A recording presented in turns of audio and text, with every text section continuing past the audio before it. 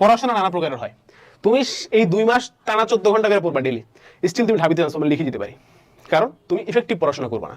তুমি পড়ার টেবিলে বসে থাকবা, বাট তোমার মন থাকবে অন্য জায়গাতে। তুমি পড়ার টেবিলে বসে থাকবা, কিন্তু তোমার মন মন মন মন আছে হচ্ছে রোনালদো কার সাথে পডকাস্ট করতেছে সেটা নিয়ে। ঠিক আছে, তুমি পড়ার টেবিলে বসে আসো, বাট তুমি চিন্তা করতেছো যে ঢাবিতে গেলে তো একটা প্রেম করতে হবে ভাই, চান্স হবে না, পসিবল না। You have to do to the point পড়াশোনা। আরো কাহিনী আছে, তুমি পড়তেছো, হ্যাঁ লিটারালি পড়তেছো, বাট তুমি এমন জিনিস পড়তেছো যেটা জীবনে পরীক্ষা আসবে না।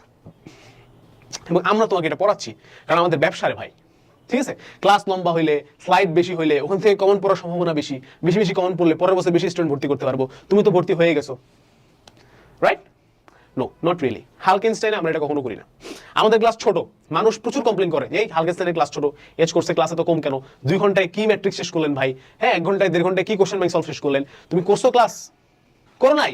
আগে টাইম দেখছো 1 ঘন্টা, 1 ঘন্টায় কি পড়াইছে? পড়ছো 1 ঘন্টা? তুমি পড়ো নাই, দ্যাটস দ্য রিজন।